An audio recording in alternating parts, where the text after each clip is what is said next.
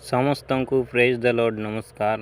ଯୀଶୁଙ୍କ ଠାରେ ଫୋକସ୍ କିପରି ରଖିପାରିବା ଏ ବିଷୟରେ ଆଜି ଆମେ ଆଲୋଚନା କରିବା।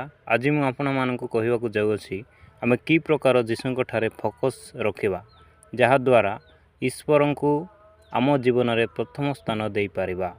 ତା'ର ମୁଖ୍ୟ ତିନୋଟି ବିଷୟ ଆଜି ଆମେ ଆଲୋଚନା କରିବା। ପ୍ରଥମ ବିଷୟ ହେଲା ପ୍ରାର୍ଥନା। ପ୍ରାର୍ଥନା ଆମ ପାଇଁ ବହୁତ ଜରୁରୀ ବିଷୟ ଅଟେ। ତେଣୁ ଲେଖାଯାଏ ମାଥ୍ୟୁ 21:13 ଲେଖା ହେଉଛି, ଆମ୍ଭର ଗୃହ ପ୍ରାର୍ଥନାର ଗୃହ ବୋଲି ପରିଚିତ ହେବ। ଆମ୍ଭର ଗୃହ ପ୍ରାର୍ଥନାର ଗୃହ ବୋଲି ପରିଚିତ ହେବ। ଆମ୍ଭର ଶରୀର ଈଶ୍ୱରଙ୍କ ମନ୍ଦିର ଅଟେ। ଆମ୍ଭର ହୃଦୟରେ ପବିତ୍ର ଆତ୍ମା ବାସ କରନ୍ତି। ତେଣୁ ଆମ୍ଭର ହୃଦୟ ପ୍ରାର୍ଥନାର ଗୃହ ବୋଲି ପରିଚିତ ହେବ। ପ୍ରାର୍ଥନା କେବଳ ଏକମାତ୍ର ରାସ୍ତା ଅଟେ ଯାହାଦ୍ୱାରା ଆମ୍ଭେ ଈଶ୍ୱରଙ୍କ ସହିତ କଥାବାର୍ତ୍ତା କରିଥାଉ। ପ୍ରାର୍ଥନା ଗୋଟେ ଏମିତି ମାଧ୍ୟମ ଅଟେ କି ଆମେ ଈଶ୍ୱରଙ୍କୁ ଆମର ସବୁ ସମସ୍ୟା ବା ଭଲମନ୍ଦ ବିଷୟରେ ଜଣାଇଥାଉ। ଏହା ଥିଲା ପ୍ରଥମ ବିଷୟ ପ୍ରାର୍ଥନା। ଆଉ ଦ୍ୱିତୀୟ ବିଷୟ ଯାହାଦ୍ୱାରା ଆମେ ଯୀଶୁଙ୍କ ଠାରେ ଫୋକସ୍ ରଖିପାରିବା ତାହା ହେଉଛି ଆରାଧନା। ପ୍ରିୟ ଈଶ୍ୱରଙ୍କ ଲୋକମାନେ, ଏହି ଦୁନିଆରେ ବହୁତ ପ୍ରକାର ଗୀତ ରହିଅଛି, କିନ୍ତୁ ଈଶ୍ୱରଙ୍କ ଗୀତ ଶୁଣିବା ଦ୍ୱାରା ଈଶ୍ୱରଙ୍କ ପ୍ରଶଂସା ହୋଇଥାଏ ଏବଂ ଈଶ୍ୱରଙ୍କର ମହିମା ହୋଇଥାଏ। ଆମେ ଈଶ୍ୱରଙ୍କ ସେହି ଗୀତ ଶୁଣିବା ଯେଉଁ ଗୀତରେ ଈଶ୍ୱରଙ୍କ ବାକ୍ୟ ରହିଅଛି। ସେହି ବାକ୍ୟ ଆମ ହୃଦୟରେ ଗୀତ ମାଧ୍ୟମରେ ମନେ ରହିଯାଏ।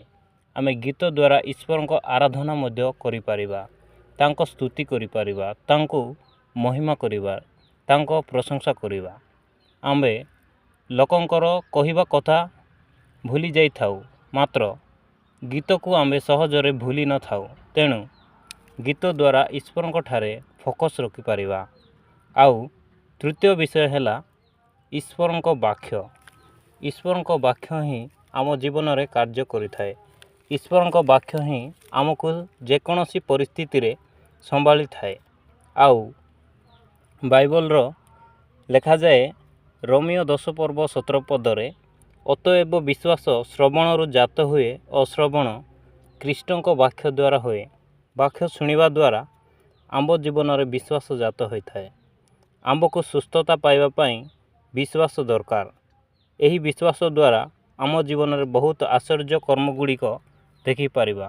ଆଉ ଏହି ବିଶ୍ୱାସ କେଉଁଥିରୁ ଆସିବ ନା ଈଶ୍ୱରଙ୍କ ବାକ୍ୟ ଶୁଣିବା ଦ୍ୱାରା ଏହି ବିଶ୍ୱାସ ଆମ ମନରେ ଜାତ ହୋଇଥାଏ। ଆଉ ଏହି ବିଶ୍ୱାସ କେବଳ ଈଶ୍ୱରଙ୍କ ବାକ୍ୟ ଶୁଣିବା ଦ୍ୱାରା ହିଁ ଆସିଥାଏ। ତେଣୁ ଆମ୍ଭେ ଈଶ୍ୱରଙ୍କର ବାକ୍ୟ ଶୁଣିବା, ପଢ଼ିବା ଆଉ ମନେ ରଖିବା ଉଚିତ।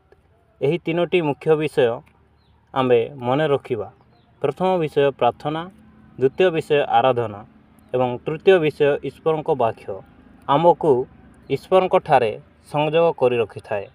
ଆମେନ୍। ଏହି ଭିଡ଼ିଓଟି ଭଲ ଲାଗିଥିଲେ ଗୋଟେ ଲାଇକ୍ କରିବେ। ଧନ୍ୟବାଦ।